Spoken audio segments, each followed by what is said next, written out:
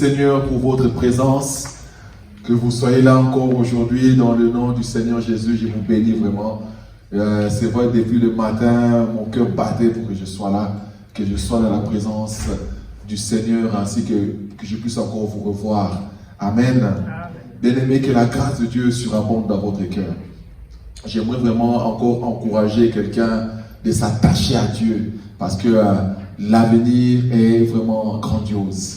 Notre avenir est merveilleux, bien-aimé, parce qu'on peut tout recevoir sur cette terre, bien-aimé, mais si c'est pour louper le royaume des cieux, on a loupé quelque chose réellement. Amen. Mais je ne dis pas de vivre comme le pauvre Lazare, hein? Non, non, parce que ce n'était pas aussi la gloire de Dieu. Il vivait avec des chiens. Ce n'est pas la gloire de Dieu. Amen. Mais il était quand même sauvé, parce que le cœur était converti. Mais cette vie-là, de misérable, ce n'était pas la volonté de Dieu. Amen. Parce que la Bible nous dit que celui qui ne travaille pas ne mange pas non plus. Lazare n'aimait pas travailler, je crois. Amen. Il se contentait des miettes qu'il recevait de son maître, de l'homme riche. Alléluia. Nous ne devons pas nous contenter de recevoir seulement. La Bible nous dit qu'il y a plus de plaisir à donner qu'à recevoir. Alléluia. Que le Seigneur soit loué, soit glorifié. Bien-aimés, vraiment, ça fait déjà 2 jours que nous sommes dans notre enseignement. J'aimerais vraiment, l'idée principale que vous pouvez garder dans cet enseignement, c'est de s'attacher à Dieu. Alléluia. C'est vraiment l'idée principale. Il n'y a rien d'autre. On nous parle que Jésus est supérieur à certaines personnes de l'histoire. Pourquoi on parle de Jésus-Christ? Nous voulons seulement vous présenter ce Jésus. Amen. Là, bien aimé, j'aimerais que nous puissions garder, nous parlons de Jésus comme la grâce. Amen. Mais la grâce, comme nous le défendons, ne dispense pas les efforts. Ce n'est pas parce que la grâce est là que je ne dois plus rien faire. Ce n'est pas parce que j'ai la grâce que je ne prie plus. Souvent, peut-être, on ne comprend pas bien. Ce n'est pas parce que j'ai la grâce que ça me dispense à faire des efforts. Amen. Si on nous pose la question, ça fait 7 ans que nous sommes à l'église Arc ou 6 ans. Comment l'église a évolué? L'église Arc a évolué. On va dire c'est par la grâce de Dieu, n'est-ce pas? Mais si on s'arrête seulement par la grâce de Dieu, nous sommes méchants.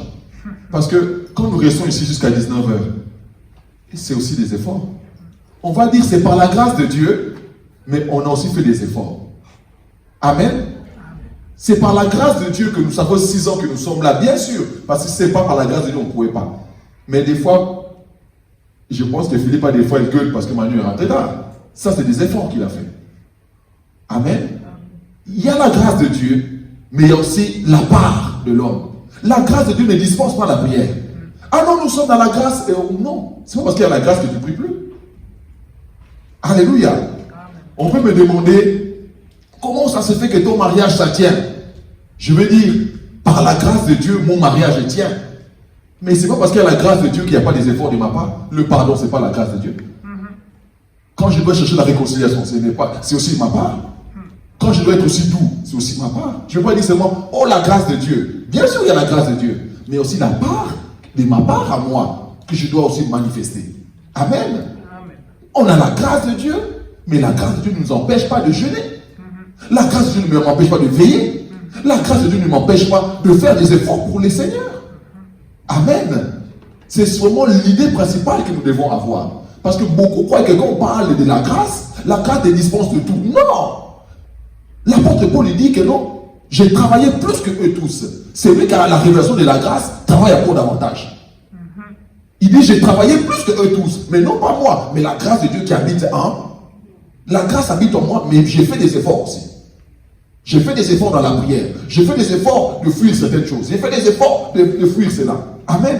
Si mon mariage, ça fait 15 ans. 15 ans que ça tient. Je dis que c'est par la grâce de Dieu. Mais non seulement par la grâce de Dieu, il y a eu des pardons, il y a eu des sacrifices, il y a eu à abandonner certaines choses. C'est aussi de ma part. La grâce de Dieu ne dispense pas tout. Quelqu'un m'a saisi? Ce que j'aimerais que vous puissiez comprendre dans cet enseignement bien-aimé, vaut mieux être seul avec Dieu que d'être avec la majorité sans Dieu. Alléluia. Parce que si tu es avec Dieu, il te donnera toujours la victoire. Rassure-toi là où tu es. Vraiment, si vous oubliez tout, il n'y a pas de problème. Mais gardez ce mot. Rassurez-vous que là où vous êtes, que Dieu est avec vous. C'est ça le plus important. Dans ton mariage, ton mari peut être difficile comment? Et rassure-toi que non, dans mon côté, Dieu est là. Alléluia. Rassure-toi dans ton emploi, là où tu es, rassure-toi que Dieu est avec moi, de mon côté. Amen. Parce que là où Dieu est, il fera toujours la différence. Peu importe la situation, peu importe le degré de difficulté, là où Dieu est, il fera toujours la différence. Alléluia. Gloire à Jésus. Rassurez-vous que là où vous êtes, que Jésus est avec vous. Rassurez-vous partout où vous irez dans les églises. Père, Dieu vous envoie à Zurich, Dieu vous envoie à Londres. Rassurez-vous que dans cette église-là, Dieu est avec nous. C'est là, c'est que Moïse, il s'est voulu se rassurer. Que oui, tu me dis d'aller là-bas. C'est bien beau, ça coupe le lait et le miel. Mais je ne veux pas que le miel là-bas devienne amer pour nous. Parce que, mettons trop de miel, ça devient amer aussi. Mais nous voulons que là-bas, que tu sois avec nous. Est-ce que vous avez déjà vu dans un arbre le lait couler et le miel couler comme ça, tout seul? Alléluia. La bénédiction peut devenir aussi amère si Dieu n'y est pas. Rassurez-vous que là où vous êtes, partout où vous allez, partout, que Dieu est avec vous. Amen. Voilà. Comme je le répète encore, que la grâce ne dispense pas les efforts. Quand il y a la grâce de Dieu, c'est plutôt là où on va voir que non, cet homme-là a vraiment la grâce de Dieu. Il travaille. Il fait l'œuvre de Dieu. Gloire à Jésus. Amen. Voilà, nous allons rentrer pour ne pas perdre trop de temps. Jésus, notre souverain sacrificateur, supérieur à Aaron. Alléluia. On avait parlé de lui supérieur à Moïse, mais là on va nous parler de lui supérieur à Aaron. Parce que Aaron était souverain sacrificateur. Amen. Et tous sa descendance, c'est eux qui ont exercé le sacerdoce en Israël. Alléluia. Et juste actuellement, ceux qui ne croient pas en Jésus, c'est toujours les Lévites qui font ce rôle-là. Et ils continuent encore eux aujourd'hui. Amen. Eux qui ne croient pas en Christ qui est encore venu, ils continuent à le faire. Allons dans Hébreux 4, verset 14. On va aller vite. Hébreux 4, 14, j'espère que vous êtes réveillés, parce qu'il y a certains qui étaient un peu endormis. Amen. Je ne sais pas si c'était moi, mais je sentais un peu que certains somnolaient. Alléluia. Alléluia. Hébreux 4, verset 14. Ainsi, puisque nous avons un grand souverain sacrificateur qui a traversé les cieux, Jésus, le Fils de Dieu, demeurons fermes dans la foi que nous professons. Prenons 5, 10. Dieu, l'ayant déclaré souverain sacrificateur selon l'ordre des Melchisedec. Alléluia. Bien-aimé, on parle d'ici que Jésus-Christ est comme souverain sacrificateur supérieur à Aaron. Alléluia. On nous dit, puisque nous avons un grand souverain sacrificateur. Comprenons bien les mots. Comprenons bien les mots. Nous qui avons fait déjà peut-être 20 ans dans la foi ou 10 ans dans la foi, celui qui a fait 10 ans devait déjà lire la Bible au moins une fois à l'entièreté. Celui qui a fait 20 ans doit lire au moins 2 fois la Bible à l'entièreté. Il y en a des qui n'ont jamais même lu même la moitié de la Bible. Ce n'est pas normal. Amen. Dieu, il est sérieux, il veut un peuple aussi sérieux. Nous sommes en désordre, mais nous voulons que Dieu se manifeste. Nous devons déjà lire la Bible au moins en entièreté, au moins une fois. Même si tu n'as rien compris, mais tu le lis. Amen. On parle de que nous avons un souverain sacrificateur dans les ciels. Avoir, bien aimé, tu sais, posséder quelque chose, c'est vraiment important. Nous avons le bonheur quand on dit que non, j'ai un père. Tu peux présenter que non, j'ai un père. Parce que beaucoup ont perdu ceci leur papa. Tu peux dire, j'ai une mère. J'ai des enfants. Parce que beaucoup n'ont pas d'enfants. Mais qui cherchent des enfants. J'ai une maison. Tu es content quand tu as une maison. Quand tu possèdes quelque chose, tu es dans la joie. J'ai l'argent. J'ai un foyer. Je suis dans la joie. Mais là, bien aimé, si ce que nous possédons procure en nous la joie, à combien ce verset doit nous procurer encore la joie que nous avons un souverain sacrificateur qui a traversé les cieux. Est-ce que vous pesez vraiment le mot de la chose? Est-ce que vous pesez? Vous savez qui vous avez? Vous devez réellement connaître votre Dieu.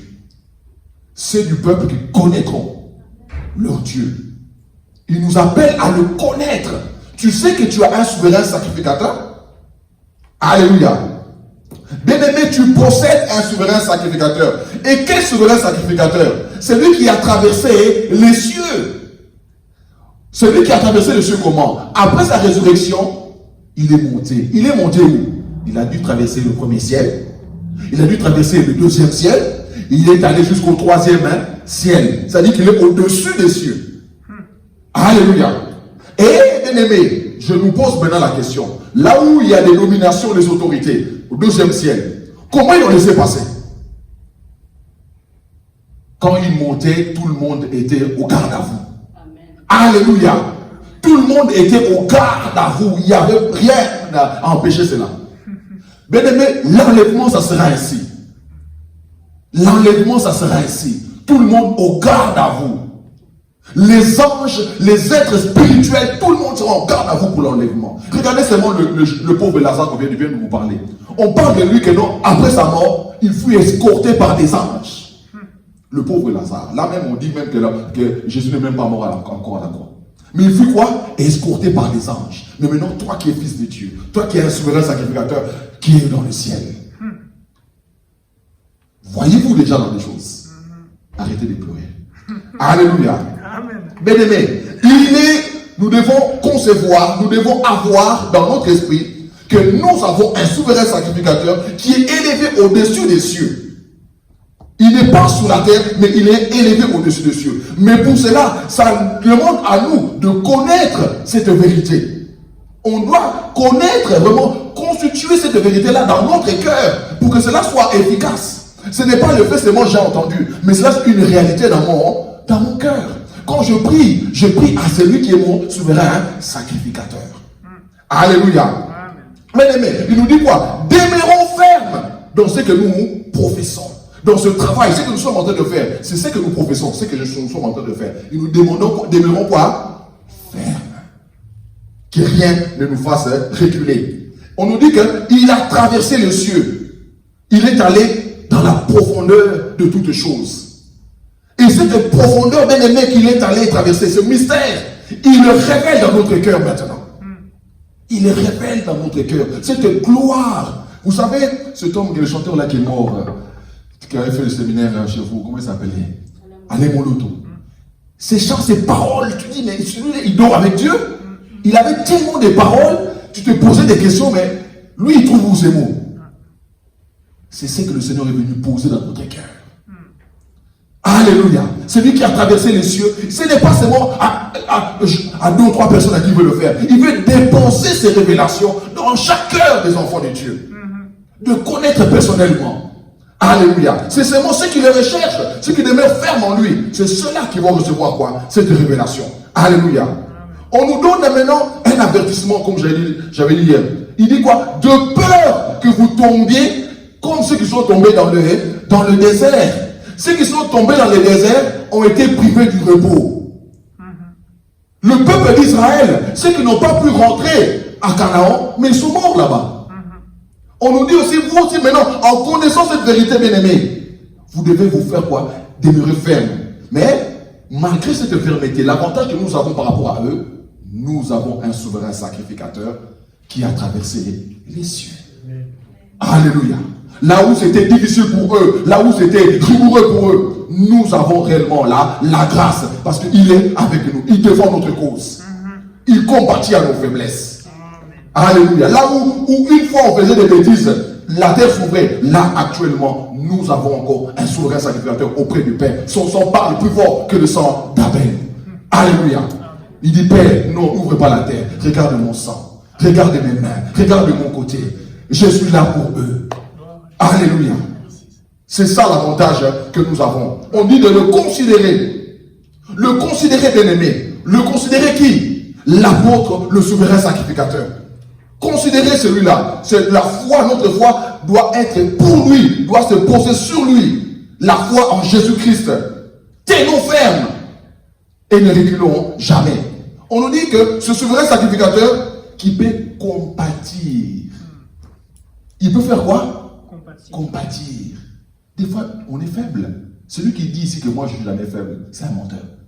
On passe des temps difficiles. Des fois, tu as la peine à prier. Tu lis plus la Bible. Tu as l'impression que tu es laissé t'éloigner.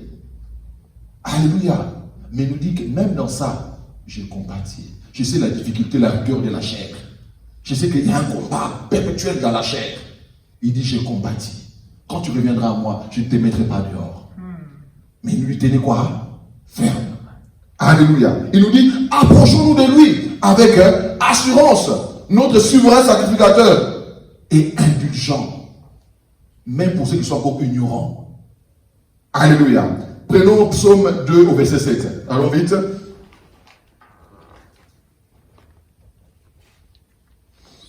Psaume 2, 7. Au verset 7. Je lis dans le nom de Jésus. Je publierai le décret. L'Éternel m'a dit, tu es mon fils. Tu es mon fils. Je t'ai engendré aujourd'hui. J'ai été engendré aujourd'hui. Tu es mon fils. Et j'ai été engendré aujourd'hui, bien-aimé. Bien-aimé, nul ne peut s'attribuer cette dignité. C'est que ce grand souverain, cet apôtre souverain sacrificateur qui a traversé les cieux, personne ne pouvait s'attribuer cela. C'est vraiment malheur à ceux qui ne comprennent pas encore cette révélation. Personne ne peut s'attribuer cette révélation. C'est le seul à qui on a dit que non, j'étais engendré aujourd'hui. Tu es, comme il est dit ailleurs, tu es sacrificateur pour toujours selon l'ordre des Melchisedec. C'était la suite. Alléluia. Un souverain sacrificateur élevé à la perfection par obéissance. Bien-aimé, il n'est pas devenu souverain sacrificateur par hasard. Il a obéi à la perfection. Amen. Personne n'a obéi comme Jésus a obéi. Tous les grands noms que nous connaissons, Moïse, Élie, quiconque, quand vous lisez, il y a des failles. Amen. Mais c'est le seul bien-aimé où on nous dit que non, il a obéi à la perfection. Jusqu'à aller mourir à la croix. C'est pour ça qu'il mérite ce nom du grand souverain sacrificateur. Alléluia. Amen. Maintenant pour nous, lui qui a obéi, nous sommes en train de l'imiter, on nous appelle quoi? Il faut aussi obéir à Dieu. Voilà la clé de la vie éternelle. L'obéissance, bien-aimé. Je vous dis la vérité, bien-aimé. Malgré la grâce que nous chantons, si nous sommes désobéissants à Dieu, nous ne verrons pas Dieu. Ça, c'est une vérité. La grâce ne dispense pas l'obéissance. L'obéissance, lui, il a pris l'obéissance. Et on dit quoi? Il a pris l'obéissance par rapport à ce qu'il a enduré. Nous devons aussi apprendre à faire quoi? À obéir. Tu tombes, il te relève. Tu tombes, il te relève. Mais en tombant, en te relevant, tu dois apprendre. Oui. Amen. Les mêmes erreurs que j'ai commises à 10 ans, je ne peux pas les recommettre maintenant. Même là, il y a un problème. Amen. C'est la clé de la vie. Jésus est élevé à la droite du Dieu le Père. Et son sacerdoce est valable devant le Père. C'est-à-dire que son ministère, son œuvre devant le Père est valable. Pourquoi? Il a été élevé à la droite de Dieu le Père. Amen. Oui. Le souverain sacrificateur qui sauve tous ceux qui lui obéissent. On doit vraiment marteler sur ça. Il sauve tous ceux qui lui obéissent. Je ne peux pas chanter la grâce et demeurer dans la désobéissance. Et nous ne devons pas encourager cela. Même si l'autre est là, tu vois que sa vie va bien. Devant Dieu, ce n'est pas ça qui compte. Nous c'est pas, devant Dieu, ce n'est pas ça qui compte. Il y a des critères devant Dieu. Ce n'est pas les voitures qui comptent devant Dieu. Ce n'est pas les maisons. Ce n'est pas les enfants. Ce n'est pas tout ce que nous voyons dans le monde. Ce n'est pas ça qui fait que Dieu, ça trouble Dieu. Non. C'est l'obéissance. Vaut mieux l'obéissance qu'il est les sacrifices. Beaucoup veulent se sacrifier, se saigner. Mais l'obéissance, hein, on met de côté. Dieu, ça n'importe une peu. Alléluia. Nous avons un souverain sacrificateur qui peut sauver ceux qui lui obéissent. La foi, bien aimé, ne dispense pas l'obéissance. Sauver, c'est obéir. Alléluia. Sauver, c'est quoi? Obéir. Ne vous relâchez pas. Ne vous relâchez pas. Je lis dans Hébreux 5, verset 11. Nous avons beaucoup à dire là-dessus. Des choses difficiles à expliquer. Parce que vous êtes devenus lents à comprendre. L'homme de Dieu qui écrit cette épître, il va encore avertir. Il dit, j'ai tellement de choses à vous expliquer. Mais vous êtes tellement devenus lents à comprendre que vous ne pouvez pas maîtriser ce que je vais vous dire là. Alléluia. Mais je ne crois pas que c'est notre partage. Parce que nous devons réellement comprendre une vérité là-dedans. Alléluia. Ce n'est pas seulement réservé aux Hébreux. Ce n'est pas que les Hébreux, ils n'avaient pas d'instruction ou d'intelligence. Ils manquaient d'intelligence. Mais ils ne maîtrisaient pas les choses spirituelles. Alléluia. Ce n'est pas l'intelligence qui manquait à ce peuple-là. Ce n'est pas la capacité ou de ne pas recevoir. Mais ils ne discernaient pas les choses spirituelles, bien aimés. Nous devons réellement discerner les choses spirituelles, les vérités spirituelles. Recevoir cela. Amen. Rien que comme nous sommes là cette semaine, même avant de sortir, tu dois dire, Seigneur, je viens de passer même une semaine. Qu'est-ce que tu voulais me dire à moi personnellement? Peut-être tout n'est pas pour toi, mais il y a même un mot seulement qui est pour toi. Je vous ai dit hier, la révélation peut être petite, mais elle peut ouvrir des portes. La clé que nous avons dans notre demeure, on met dans la poche, non? Est-ce que la porte, tu le mets dans la poche? Tu as une petite révélation, mais elle t'ouvre des grandes choses. Qu'est-ce que tu voulais me dire, Seigneur, cet enseignement? Qu'est-ce que j'ai appris? Ne souvenez pas que le pasteur a dit la maison ou les maisons. Ça, c'est pas votre problème. Qu'est-ce que tu voulais dire dans mon esprit? C'est ça qui est important. Et accroche-toi à ça. Parce que Dieu parle toujours. Amen. Amen. Oui, bien-aimé. C'est quoi que pour eux, ils n'ont pas su comprendre, comme l'homme de Dieu va dire que non, que j'ai tellement de choses à vous dire, mais vous ne comprenez toujours pas. Ils étaient toujours dans ce qui était visible, non dans ce qui était invisible. Ils suivaient le sacerdoce de Moïse, d'Aaron, au lieu de suivre ce que l'homme de Dieu allait dire. Maintenant, nous avons un souverain sacrificateur qui a traversé les cieux. Et là, nous parlons de choses, quoi? Invisibles. Et ils s'étaient habitués à voir un homme devant eux, à voir les sacrifices devant eux. Mais là, on nous parle, non, ce n'est plus que ce sont des sacrifices visibles. C'est un sacrifice invisible. Alléluia. Amen. Vous savez que la croix, c'est l'autel. Alléluia. La croix, c'est l'autel. Et dans cet autel-là, il y a eu holocauste. Il y a eu des sacrifices. Quel sacrifice? La mort de Jésus. C'est lui qui a été immolé. Alléluia. Et c'est ça, bien-aimé. Non, quand vous voyez seulement Jésus-Christ comme cela, il y a eu des choses spirituelles qui se sont passées là. Il y a eu des transferts qui se sont passés là. Il y a eu des transferts qui se sont passés là. Bien-aimé, je vais vous ramener un peu dans le domaine de l'esprit. Nous, enfin, je crois que ça existe encore. Je parle de moi. Ma première copine, j'étais très jeune.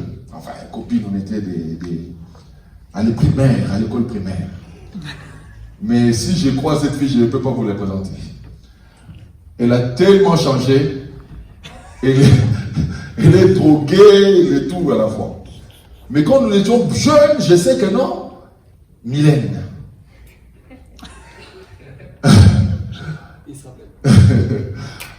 Ses parents m'ont même invité à aller au Saut du Doubs.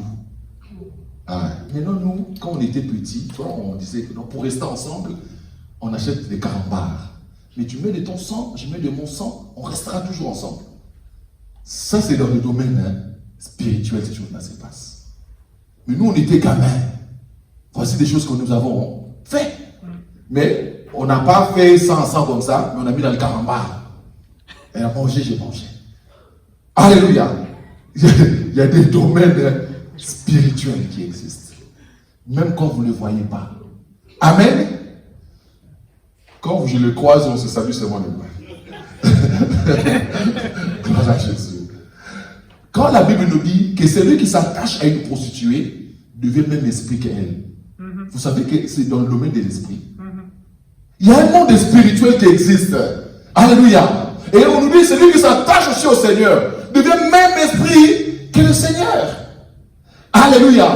Et maintenant ce peuple-là, il ne voyait pas des choses spirituelles. Et il s'aimait voir ce qui était visible. Et Jésus même va rétorquer, va dire que non. Heureux l'homme qui n'a pas vu, mais qui a fait quoi? Qui a cru. Alléluia. La nourriture solide, c'est pour les hommes faits. Quelle est cette nourriture bien-aimée? Cette nourriture bien-aimée, d'abord, c'est la sincérité du cœur, c'est la consécration totale à Dieu. Ça commence d'abord par là. Comment je vais parvenir à la nourriture solide? C'est d'abord être sincère dans mon cœur quand je suis le Seigneur. Ne pas le suivre en vague-vague. Ah non, on suit Jésus. Ah, on suit Jésus, hein? Non. Je dois consacrer mon cœur à réellement suivre qui? À suivre Jésus. Un cœur parfait, droit devant lui. Un cœur parfait, droit devant lui. On ne peut pas tricher devant lui. Je peux tricher devant vous, mais lui non. Je peux vous mentir, mais lui non. Alléluia. Et même si je mange, des fois, dès que ils se sont habitués au mal, parce qu'ils ne voient pas les conséquences. C'est pas que Dieu ne voit pas. Il te laisse peut-être voir que non, peut-être c'est un temps d'ignorance, mais il y a peut-être un jour que Dieu va te, comme on dit, parce que quand il t'expose là, c'est quoi? C'est à double tranchant, non? Soit tu arrêtes vraiment, soit réellement tu te répands. Alléluia. Il t'expose. Parce qu'il voit qu'il y a vraiment un danger. Et il ne le fera pas à ta place. La repentance, c'est toi qui dois le faire. Dieu cherche des cœurs droits. Amen. Mais de quel homme nous parlons des hommes parfaits? Prends Philippiens 3, verset 12, s'il vous plaît. Ces hommes-là, on parle d'eux, ils ne pouvaient pas être dans le stade d'être parfaits encore, parce qu'ils étaient dans ce qui était visuel. Mais nous devons aller dans ce qui est invisible. Mais de qui nous parlons de l'homme parfait? Philippiens 3, 12. 12.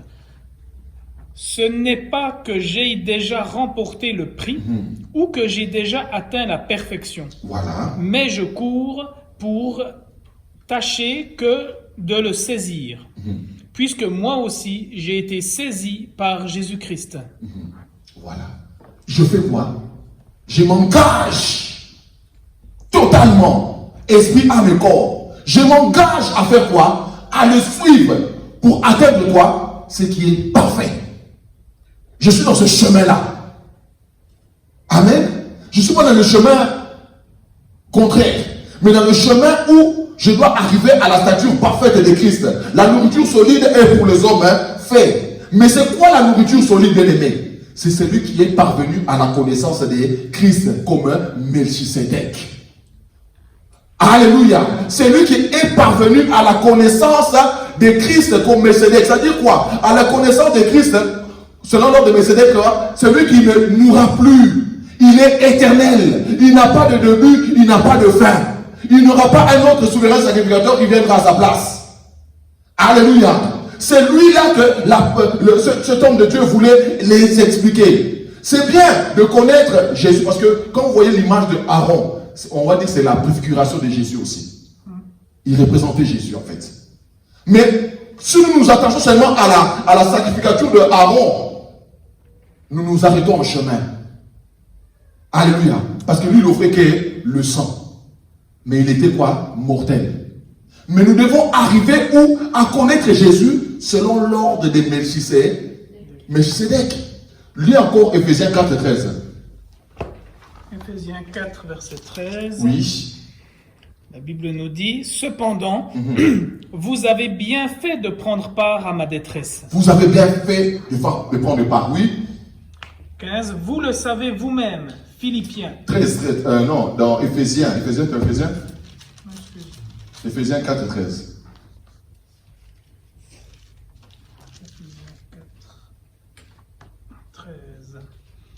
Jusqu'à ce que nous soyons tous parvenus à l'unité de la foi et de la connaissance du Fils de Dieu, à l'état d'homme fait à la mesure de la stature parfaite de Christ. Voilà ce que le Seigneur attend de l'Église. Voilà le point sommet que le Seigneur attend que l'Église arrive à ce niveau-là, et je viens chercher l'Église. Que nous soyons tous parvenus à l'unité de la foi. Alléluia. À quoi? À l'unité quoi des? Vous savez quand il y a ces histoires-là, la chaude fort, hein? Bon, écoute, les pasteurs, on va se réunir, parce qu'on ne s'entend pas, on va créer l'unité. Dieu ne s'intéresse pas à ces choses-là. Il n'y a pas l'unité, ce n'est pas parce que nous sommes assis là. L'unité, c'est pas ça. L'unité, c'est dans l'esprit. Alléluia. L'unité, c'est dans l'esprit. Et comment on va voir que donc, cette église-là vous êtes unie quand il y a des liens de la paix entre nous? Alléluia. Quand nous sommes tous parvenus à l'unité de la foi, à la stature parfaite de Christ. Est-ce que c'est ça que nous voyons réellement dans les églises ici? 6 mois, c'est trop. L'autre là, je vais te casser la figure. Je vais te casser la figure. Comment un homme de Dieu, tu peux parler comme ça? Tu es un homme du diable? C'est pas possible. On doit t'interdire d'aller devant. Mais il y en a des qui sont devant aussi. Et ils ont beaucoup d'influence aussi. On les suit aussi. Mais qui cassent la gueule aux gens. Alléluia. Tu prêtes l'argent, ils bouffent ton argent. Viens demander. Tu me vas vraiment mieux. Ils sont là. Ils sont là. Ils n'ont pas peur. Ils sont là. Ils donnent l'argent à tout le monde. Alléluia. Au moins des recherches, la réconciliation, écoute mon frère, je vais te rembourser. Non, tu vas m'amener où? Parce que, bien aimé, on doit faire attention. Alléluia. Que nous soyons tous parvenus à l'unité de la foi. L'unité, c'est dans l'esprit. Nous sommes même esprit, même âme. Et ce qui formera un même corps. Alléluia. Je ne peux pas, bien aimé, c'est vraiment moi. Je ne peux pas m'asseoir et commencer on va dire, à tailler Pasteur Frère Sylvain. Ah, tu vois, Pasteur Sylvain, c'est grave, non. Je m'assois et je commence à critiquer seulement Sylvain. Dis-moi où est l'unité avec lui. Quand je suis là, je vais montrer que je suis uni avec lui, non? Mais quand il n'est pas là, je le critique. Je le critique bien. Où est l'unité, bien-aimé? Quand je les critique, là, le Saint-Esprit est là. Quand je me dis, oh, tiens-nous la main. Ah, Dieu est là. Dieu n'est pas là. On fait des blagues. Dieu ne peut pas être là dans ces choses-là. Amen. Pourquoi le jour de la Pentecôte, ça a dû prendre de 10 à 12 jours? Parce qu'on devait mettre tout à plat. Ça ne pouvait pas s'arrêter ainsi. Parce que lui, il n'aimait pas l'autre, lui, il avait la queue avec une autre, l'autre, il ne s'aimait pas parce qu'il voulait prendre la place de l'autre. Il devait tout remettre à plat. Et quand Dieu a vu que non, réellement, la foi est là, l'unité est là, maintenant je vais descendre en paix. Quand il n'y a pas la paix, le Saint-Esprit n'est pas là. Dans une église où on ne se bat beaucoup, ce n'est pas Dieu. Amen. Je vous dis vrai, Dieu ne peut pas être là. Même quand il y a des dons qui fonctionnent, dans l'église de Corinthe, Dieu n'était pas à l'aise. Dieu n'était pas à l'aise dans l'église de Corinthe, même s'il y avait tous les dons, Dieu n'était pas à l'aise dans cette église. Parce qu'il y avait trop de dégâts. Amen. Nous devons grandir à la stature parfaite de Christ. Avoir la maîtrise de soi. Être des pères, être des mères. Alléluia. Être des exemples. Paul dit à Timothée, sois un exemple pour les autres. Bien-aimés, nous devons être des exemples comme nous sommes là. La Chaux-de-Fonds, on cherche des exemples. Pourquoi je ne peux pas être un exemple de quelqu'un à la Chaux-de-Fonds? Alléluia. Gloire à Jésus. Bien-aimé, on parle de lui comme souverain sacrificateur selon l'ordre de Melchisédek. On va maintenant tendre un peu plus loin, ou maintenant on va maintenant ouvrir quelque chose. C'est lui qui a ouvert les cieux. On dit que c'est lui qui nous représente maintenant. Alléluia. Allons dans du Dieu maintenant. Celui qui nous représente maintenant. Comme je vous ai dit que non, Jésus faisait les choses avant. Mais il fait quoi maintenant? C'est là où tu devrais maintenant changer ta prière. On nous dit de lui, notre précurseur au-delà du voile. C'est celui qui te représente. Alléluia. C'est lui qui te représente. Il te représente quand? Aujourd'hui. Aujourd'hui, c'est celui qui te représente. Il est ton précurseur au-delà du voile. Dans 6:18, dans Hébreu. Je lis le nom de Jésus.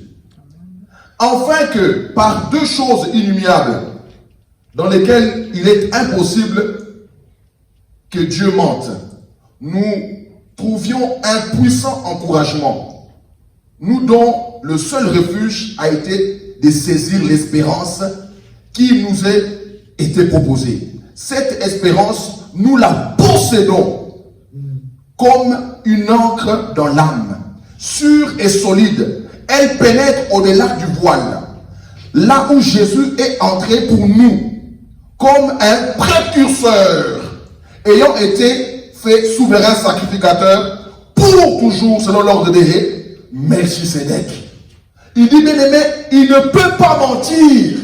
Lisez bien ça chez vous. Il ne peut pas mentir. Il a fait un serment. Vous savez comment cet homme-là nous a expliqué ça? Il a dit, si je vous dis, je dis, Manu, je te promets que je te donne 1000 francs. Mais maintenant, demain, j'entends que Manu dit, oh, Pedro, si c'est ça, il me critique. Est-ce que j'aurais toujours envie de donner mes 1000 francs à Manu? Je vais faire pour oublier cette affaire-là. Pourquoi il m'a critiqué? Mais si devant vous, j'ai dit, Manu, je te jure, au nom de mes enfants, de ma femme, je te donnerai 1000 francs. Peu importe ce qu'il aurait fait. Comme j'ai juré, je dois faire quoi? Je dois réaliser ça. Ça dépend, ça dépend plus de lui. Ça dépend maintenant quoi? De moi. Et c'est ce que le Père a fait. Il a juré sur son propre autorité. Il ne peut pas mentir, bien-aimé. Écoutez bien.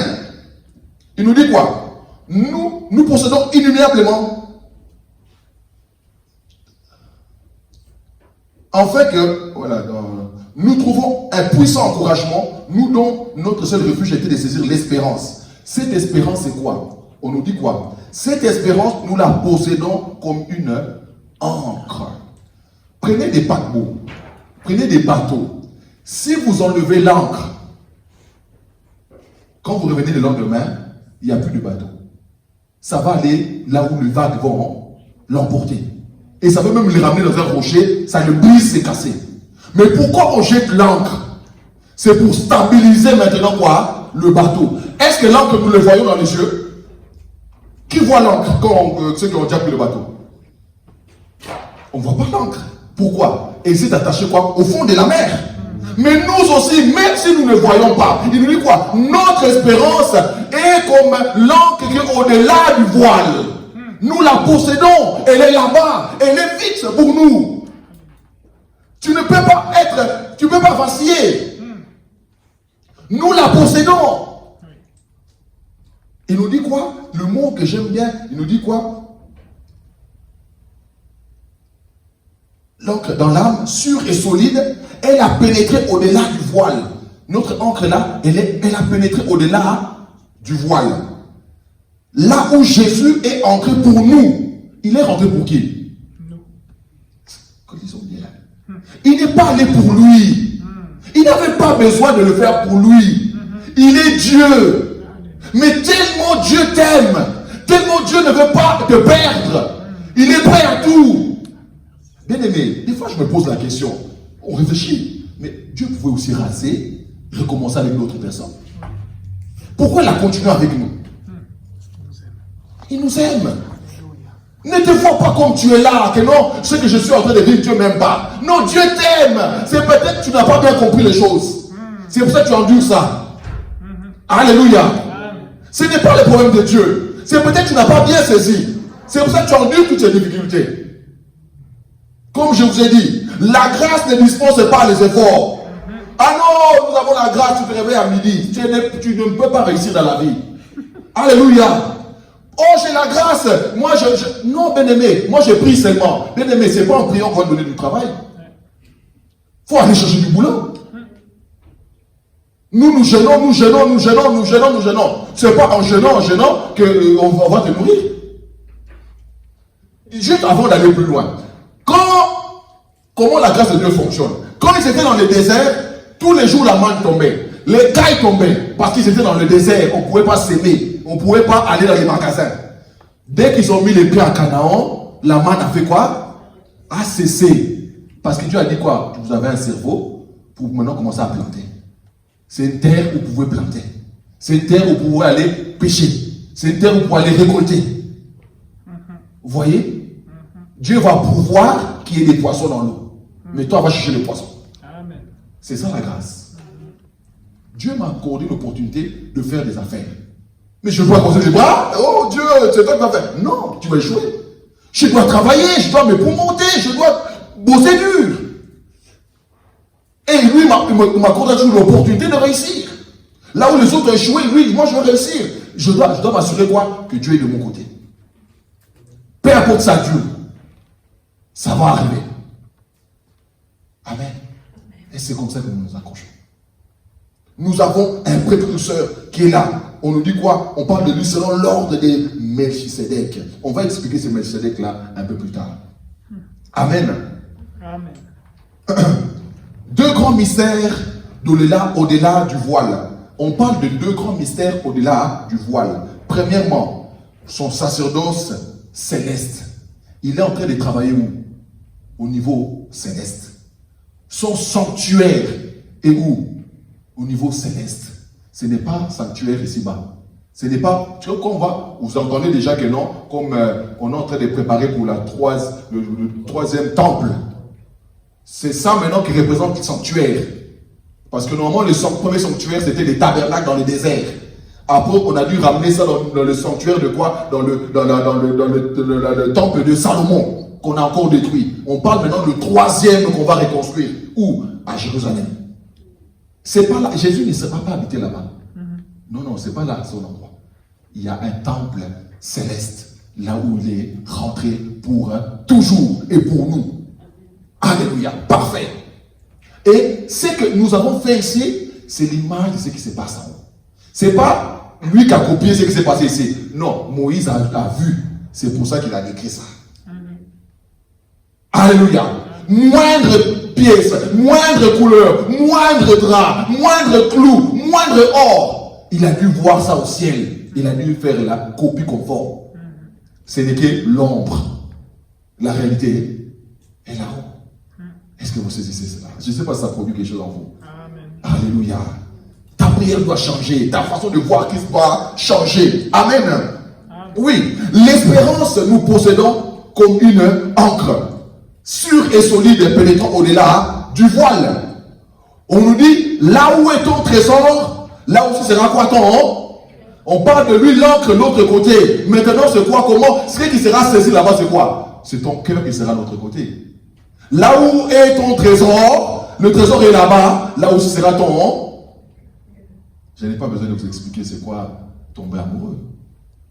Ceux qui sont tombés au moins une fois amoureux, qui connaissent ce que je suis en train de dire. Ta fiancée est à Genève. Toi, tu es au Londres. C'est comme si c'est demain seulement que j'ai à Genève. Ton cœur est où? Là-bas. Je ne parle pas du cœur physique.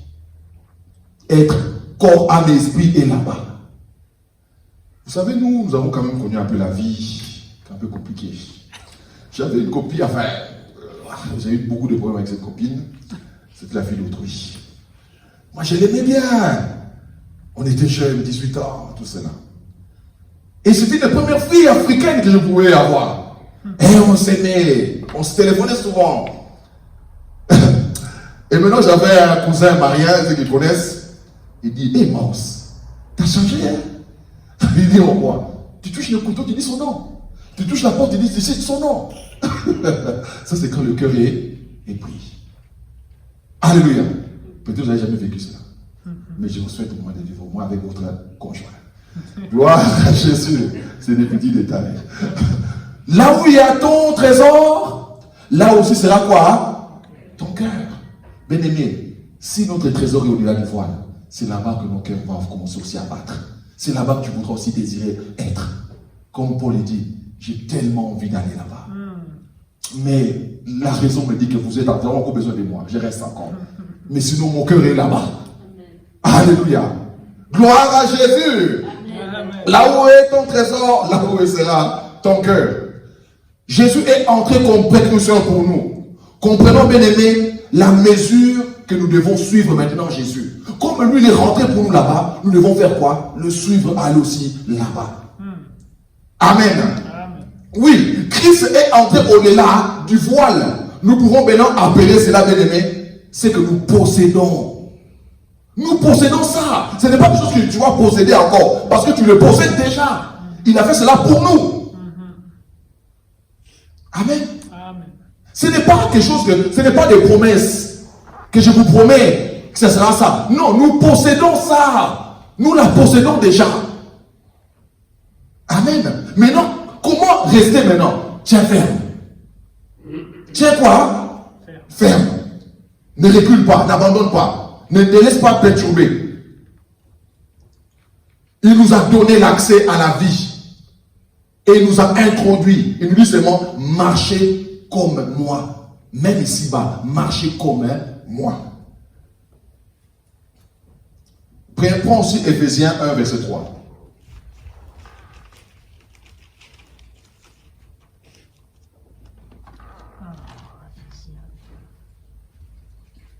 Ephésiens 1, 3. Oui, s'il te plaît. Béni soit le Dieu et Père de notre Seigneur Jésus-Christ, qui nous a bénis de toute bénédiction spirituelle dans les lieux célestes en Christ. Il nous a bénis de toutes les bénédictions spirituelles. Où? Dans les lieux, là où normalement tu dois être. Oui. Quand tu as maîtrisé cela, là où tu as dominé cela, là où tu possèdes cela, bien aimé, tu as déjà tout sur la terre. Je vous ai parlé de cela, je ne sais pas si c'était la prière ou la semaine d'avant. Quand un dirigeant cède, ça dit qu'il a cédé au niveau spirituel. Il ne peut pas céder physiquement aussi longtemps que spirituellement il existe. Amen. On nous parle des Perses, des Médo-Perses, de tous ces empires-là, des Mèdes, des Perses, dans le temps de Babylone. Tous ces rois-là ont conduit céder à leur tour. Ça dit que spirituellement, ils ont aussi cédé. Amen. Spirituellement, ils ont dû céder. Alors spirituellement, si tu as tout pleinement en Christ Jésus, tu as tout pleinement aussi sur la terre. Maintenant, déclare cela, marche avec cela. Je vous ai dit hier, pratiquez la présence de Dieu. Je ne vous dis pas de vivre, mais pratique. Ça, c'est maintenant à vous de chercher, c'est quoi pratiquer la présence de Dieu.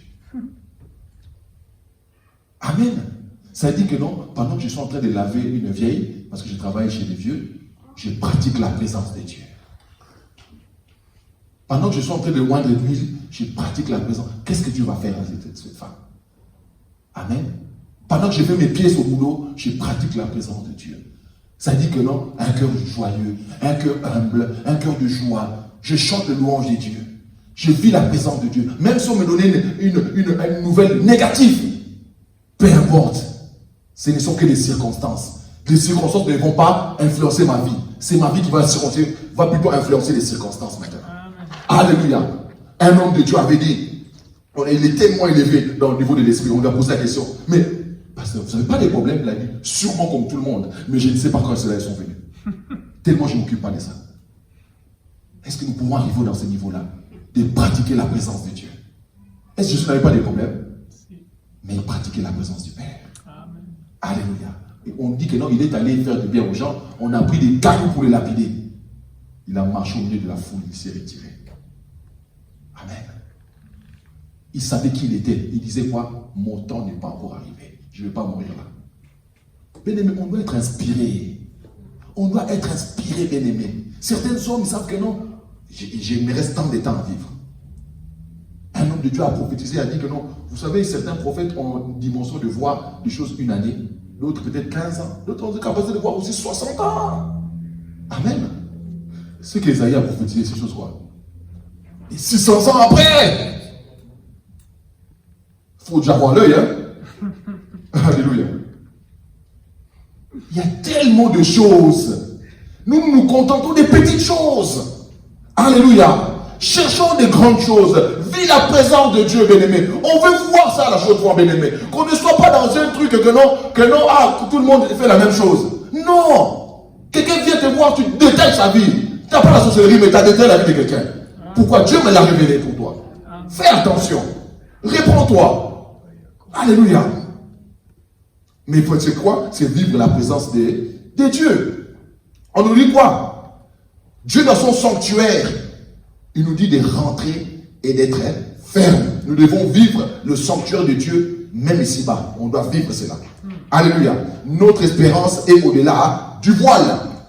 Le nouveau sacerdoce selon l'ordre de Melchisedec. Melchisedec rendu semblable au Fils de Dieu. On parle de lui rendu semblable au Fils de Dieu. Quand on va nous le présenter dans le livre de Genèse, Genèse 17, je crois.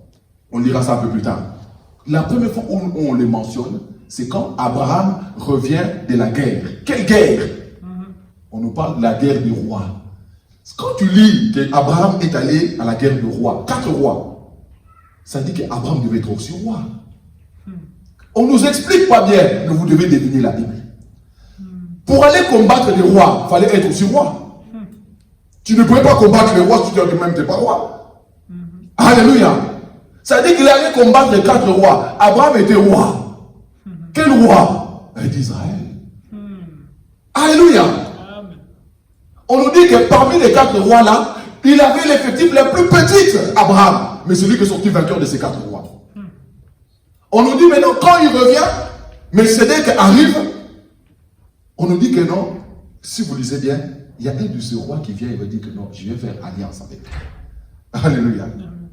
Il dit quoi? Que non, mais donne-moi tes enfants, tes vaillants héros, et moi je te donnerai les butins. Abraham a dit non. Il n'a pas cédé une fois. Mais par contre, quand Melchisedec va arriver, il va lui ramener quoi? Le pain et le vin. Il y a 2 symboles là-dedans. Le pain qui représentait le corps de Christ et le vin qui représentait son sang. Et le roi là qui est venu, Melchisedec, a agréé. Et Abraham a fait quoi? Non, excusez-moi. C'est lui qui a donné ça à Abraham. Le vin et le pain. Et Abraham a fait quoi? Il a donné la dîme de tout. Mais cette dîme-là, ce n'était pas pour lui. Cette dîme-là, c'était pour Lévi. Un de ses enfants qui était encore dans ses reins. Ça veut dire qu'il a déjà béni ses enfants qui n'étaient pas encore là. Ah, alléluia. Ceux qui n'étaient pas encore là, Abraham a eu la vision de déjà s'aimer pour eux, bien-aimés. Bien-aimé, ce que tu vas commencer aujourd'hui, même si tu ne vas pas l'achever, commence ça bien pour tes enfants. Même si tu ne vas pas vivre les fruits de ces choses-là, mais laisse que tes enfants vivent une bonne chose après toi. Alléluia. Nous ne sommes pas seulement des passagers sur la terre. Tu vas laisser ton empreinte aussi. Alléluia. Laisse ton empreinte. Vous savez, ça m'a fait rire. On parle, c'est vrai qu'on parle, mais regarde le pauvre Lazare. Le plus important, il a été sauvé, non? Mais qui l'a recueilli? Il était le seul de qui? Abraham l'a fini pauvre. C'est-à-dire qu'il y avait un problème. Qui l'a recueilli? Abraham. Abraham, c'est qui? Abraham était fortement riche.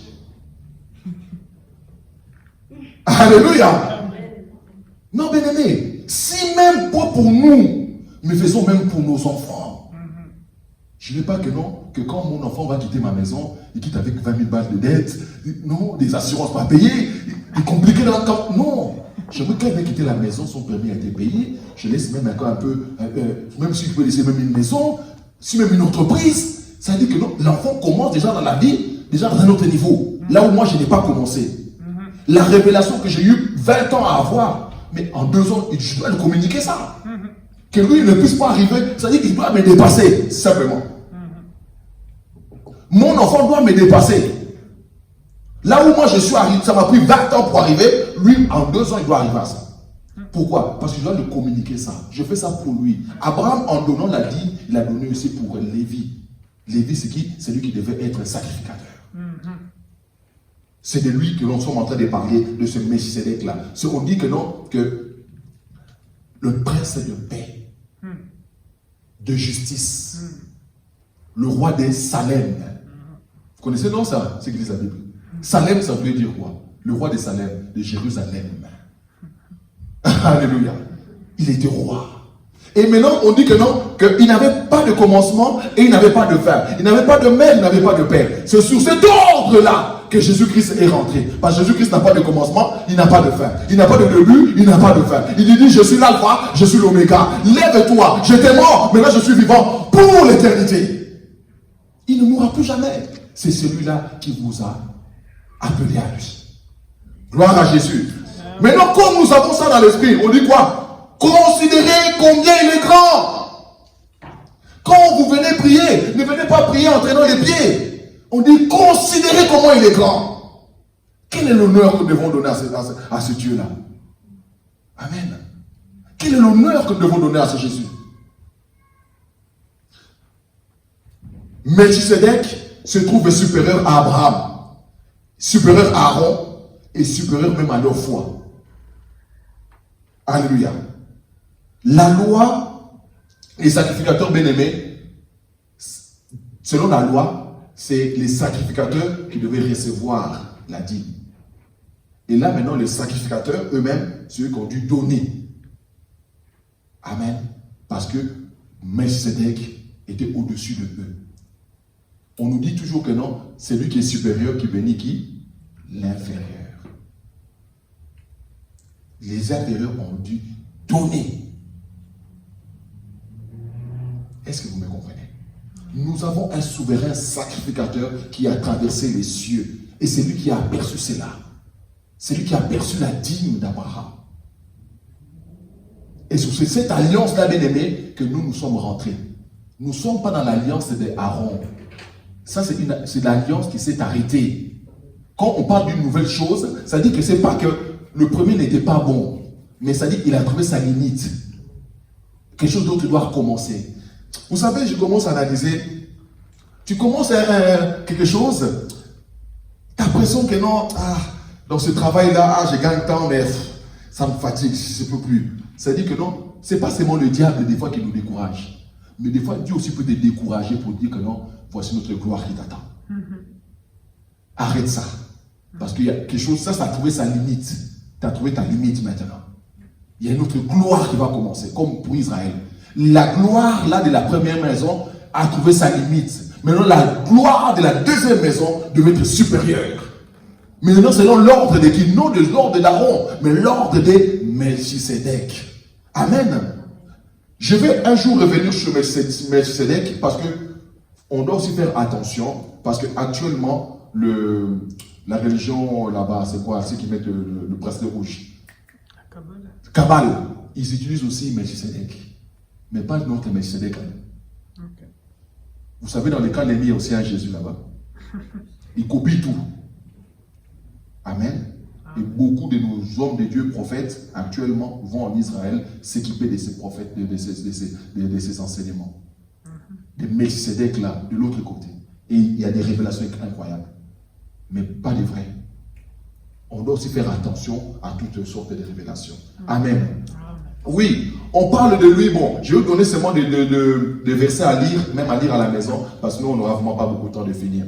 On parle de ces histoires-là dans Nombre 6, 22 à 27. Nombre 6, 22 à 27.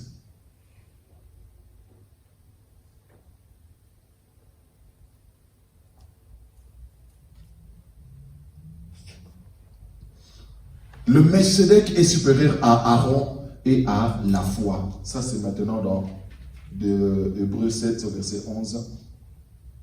Il nous dit, si donc la perfection avait été possible par le sacerdoce des Lévites, car c'est sur ce sacerdoce que repose la loi donnée au peuple, qu'il était encore besoin qu'il parut à un autre sacrificateur selon l'ordre de Melchisedec, et non selon l'ordre de Aaron. Car le sacerdoce étant changé, nécessite aussi le changement de la loi. Alléluia. En effet, celui de qui ces choses sont dites appartient à un autre tribu, dont aucun membre n'a fait service de l'autel. Car il est notoire que notre Seigneur est sorti de Juda, de tribu de Moïse, n'a rien dit pour ce qui concerne le sacerdoce. On nous parle que non, le sacerdoce ou les sacrificateurs devaient tous sortir de quoi? De quelle tribu? De tribu des Lévites. C'est ça, les sacrificateurs, tous devaient sortir de là. Mais maintenant, le nôtre, là, Jésus est sorti, non pas de Lévi. Il est le lion de go. De la tribu de... On a parlé de Judas ici. Hein? Cette fois-ci, je vais faire quoi? Je louerai l'Éternel. Lui n'était pas de cet ordre-là. Mais on a changé de loi. Parce qu'il est quoi? On parlera de lui plus tard comme quoi? Comme fils de David. Son règne n'aura pas de fin. Il subsistera à jamais.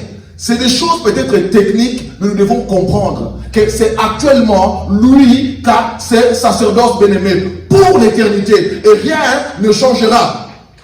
Notre sacrificateur, il est aussi roi sur son trône. Alléluia. On nous parle aussi de cela que non, le prophète Zacharie lui-même, il a annoncé cela. Le Messie sera le sacrificateur sur le trône. Quand vous liserez dans les Zacharie 6 au verset 13, ça vous pouvez dire à la maison pour gagner du temps. Il prophétise cela. Le Messie sera le sacrificateur sur quoi? Sur qui? Sur le trône. C'est pour ça que non, que les Juifs, dans le premier temps, quand Jésus arrivait, ils ne voulaient pas accepter Jésus là. Parce qu'ils disaient que non, mais attends, toi qui es né avec les chèvres. Non, mais attends. Ils voyaient que non, quand on parlait de Messie, c'est quelque chose au monde que non, c'est clinquant. Mais on parlait de lui pourtant que non, il avait l'aspect qu'il ne devait pas attirer l'œil. Alléluia. Mais ce Messie-là révélé, il est assis sur le trône. On parle de lui que c'est lui qui a traversé les cieux. Il est élevé au-dessus des cieux. Alléluia. Il a traversé les cieux et son esprit est au-dessus des cieux. On parle de lui comme quoi? Notre précurseur. Et il a gagné notre cœur pour l'emporter avec lui. C'est là où il dit quoi? Renoncez au monde, donnez-moi votre cœur. En lui donnant notre cœur, réellement quoi? Il a emporté ça avec lui. Je t'appartiens. Je t'appartiens, bien-aimé. Tu lui appartiens. Gloire à Jésus. Ainsi, bien-aimé, nous n'avons plus à chercher en dehors de notre cœur Jésus. Tu ne peux pas aller chercher autre part. Tu dois le trouver où? Dans ton cœur. Parce qu'il est où? Dans ton cœur. Amen. C'est là où on nous dit aussi ce verset-là que non, lorsque tu veux prier, rentre dans ta chambre. Ferme la porte. Quand je parle de cœur, je ne dis pas que non, on doit t'inciser et commencer à fouiller si Jésus est là-dedans. Non, on parle de cœur spirituel. Le cœur, c'est aussi l'esprit. Alléluia. C'est là. Rentre au-dedans de toi. La place de la réflexion là. Là où l'homme riche, pardon, le fils prodigue, on dit étant rentré en lui-même. Ça dit que non, il est rentré dans son esprit. Pour comprendre lui-même. Il y a quelque chose qui ne se déroule pas bien. Toi qui méritais ça, regarde ce que tu es en train de vivre. Est-ce que nous nous posons de telles questions nous aussi? Là où tu es frère et soeur, ça fait 15 ans, 20 ans, 10 ans, 5 ans. Mais tu te poses de bonnes questions. Est-ce que ma vie spirituelle évolue? Est-ce que Dieu est content de ce que je suis en train de faire? Il a tellement fait des choses pour moi. Est-ce qu'il est heureux? Est-ce qu'il se réjouit de moi? Réfléchissons bien. J'ai dit, soyons sûrs que Dieu est là. Amen. Oui, il est en train d'exercer son ministère dans son sanctuaire qu'il avait construit. Non pas selon l'image de Moïse, de ce que Moïse a copié chez lui. C'est Moïse qui a copié là-bas. Et il est en train d'exercer son ministère dans le temple. On nous dit que non, il est assis sur le trône. À la droite de Dieu, le Père. Le Père. Quand on parle de la droite, ce n'est pas la main droite. Hein. J'explique encore. Oh non, à la droite de Dieu là. La droite, c'est dans la gloire de Dieu. La puissance. C'est ça qu'on dit que non. Bokomobali. Hein? La main de l'homme. Hein? Je ne sais pas comment je vais traduire ça. Tu vois? La main droite, quoi, la main forte. Il dit dans la gloire de Dieu. Il est dans cette gloire-là. Impénétrable. Alléluia. Oui. Je vais rentrer un peu dans la puissance du sang. La puissance du sang de Christ pour ouvrir le sanctuaire, a inauguré une nouvelle alliance. On nous a parlé de lui comme dans l'ordre de Melchisedec, mais il n'y a pas que ça. Il y a aussi l'alliance du sang. Parce que les souverains sacrificateurs dans l'ancien temps, ils devaient offrir quoi? Du sang. Amen. Qui devaient mettre où? Dans la table de la proposition. Excusez-moi du terme, c'est un peu compliqué à dire. D'accord? On devait mettre le sang au-dessus. Et c'est ce que Jésus-Christ a mis aussi le sang dans le tabernacle céleste. Amen. J'avais dit cela une fois ici. Vous savez, quand Satan a semé la zizanie en haut, le sang de Jésus n'a pas seulement eu son effet pour nous sur la terre.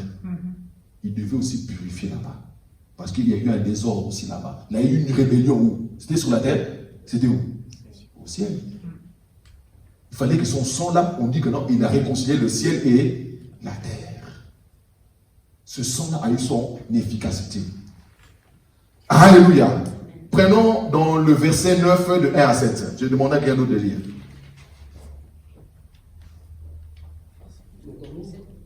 Dans Hébreu. Hébreu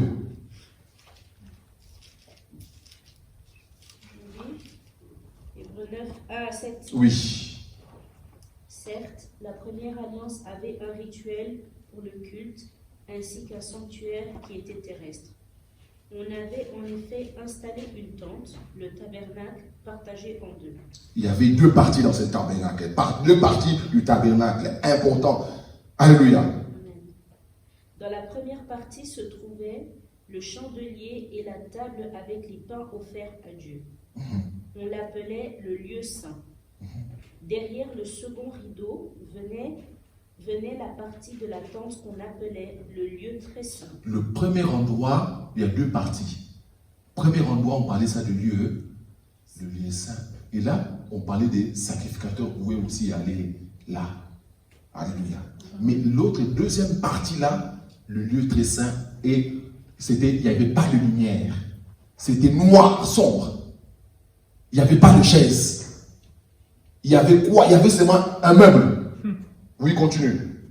Là était placé un brûle-parfum en or et le coffre de l'Alliance entièrement plaqué d'or. Voilà. Ce coffre contenait un vase d'or avec de la manne, le bâton d'Aaron qui avait fleuri et les tablettes de pierre sur lesquelles étaient gravées les paroles de l'Alliance. Au-dessus du coffre, les chérubins glorieux couvraient le propiatoire. Voilà, c'est ce terme-là, je veux dire. Couvraient le propiatoire de l'ombre de leurs ailes. Amen. Mais ce n'est pas le moment de parler de chacun de ces objets en détail. Cet ensemble étant ainsi installé, les prêtres entraient en tout temps dans la première partie. Les prêtres, on parle au pluriel, et pouvaient rentrer dans la première partie, oui. Du tabernacle pour accomplir leur service. Dans la seconde, le grand prêtre est le seul à pénétrer, et cela une fois par an. Voilà, le grand prêtre, le souverain sacrificateur, une fois par an, il avait droit d'aller là-bas. Oui. Or, il ne peut y entrer sans apporter le sang d'un sacrifice qu'il offre pour lui-même et pour les fautes que le peuple a commises par ignorance. Il ne pouvait pas rentrer là-bas sans le sang. Le sang là, c'était pour lui-même et pour le peuple, parce qu'il avait commis des péchés par ignorance. Et je vous dis aussi que non, ce qui s'est passé là en détail, c'est ce que Jésus-Christ a accompli aussi là-bas. Alléluia. Et maintenant, il ne rentrait pas par avec le sang des boucs et des taureaux ou d'un coq, mais il est rentré avec son propre sang. Alléluia. Là-bas, on nous dit que non, il a offert un sang avec un esprit éternel. Alléluia. Personne n'osait pénétrer sous peine de mort, excepté le souverain sacrificateur. Une fois par année, c'était la barrière. Il y avait ce grand rideau qui séparait cela. Amen. Et on nous montrera que non, que ce grand voile, où regardez l'image, c'est que notre souverain sacrificateur, revêtu un corps humain, il est venu de l'autre côté du voile. Pour faire quoi? Pour déchirer le voile, afin de nous permettre de rentrer de l'autre côté du voile. Alléluia. Le seul qui pouvait le faire, c'est Jésus-Christ. Mais est-ce que nous prenons conscience de ça? Il vous aime. Il ne te condamne pas. C'est que je vis ici, je vis le chômage. Est-ce que tu... Non, tu es au-dessus du chômage. Il y a des choses que tu fais faux. Peut-être tu vis ça.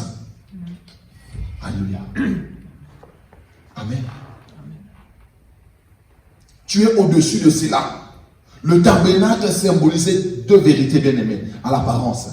C'est qu'on pourrait dire aussi très contradictoire. Écoutez bien. Dieu invite l'homme à venir vers lui et de l'autre côté, Dieu le tenait à distance. Le tabernacle, c'était ça. Dieu disait au peuple, hein, voici le tabernacle, là vous pouvez me rencontrer. Venez à moi. Mais dans le lieu très saint, personne ne pouvait rentrer. Alléluia, personne ne pouvait rentrer. Parce que de peur de faire quoi? De mourir. Mais maintenant, ces choses-là sont finies. Il y a toujours la justice, il y a toujours l'amour. Qu'est-ce que moi Dieu a fait quoi? Dans l'amour, il disait, peuple, venez à moi. Mais sa justice les empêchait, parce qu'il est trop saint. Mais maintenant, comment il a fait cela? Il a réconcilié ça, les deux. Amen. J'aime beaucoup donner ça quand je donne les affermissements au plus simple. C'était une dame, enfin un roi, dans un pays, où il y avait toujours des vols dans ce pays-là. Et le roi dit, le jour où on attrape la personne qui fait cela, il mérite 1000 coups de fouet. 1000 coups de fouet, ça dit tu meurs. Hein? On cherchait. Un jour, roi, on a attrapé le voleur. Maintenant, avec le cap, tout, on le ramène devant le roi. Quand on a désossé la personne, c'était sa propre mère. Le roi était embarrassé. Il dit, ma justice doit s'exercer. Mais je suis aussi amour. La sentence, 1000 coups de fouet. Écrivez les décrets. Maintenant, quand on devait commencer, il dit, stop. Là, c'est la justice. Maintenant, je dois manifester mon amour. Laissez-la partir. Je prendrai sa place. C'est ça, ce qui était contradictoire, que Dieu a trouvé la solution. La justice a été accomplie dans l'amour. Il nous aime tellement. Ce qui était pour nous impossible de nous approcher de lui, il nous a accordé par Jésus-Christ. L'amour et la justice ont été accomplis à travers Jésus. Amen. Alléluia. Comprenons-nous ces choses. Gardons-nous cela dans notre cœur. Amen. Voilà, il est 30, j'aimerais vraiment respecter le temps. On va y arrêter, c'est là, on avance bien.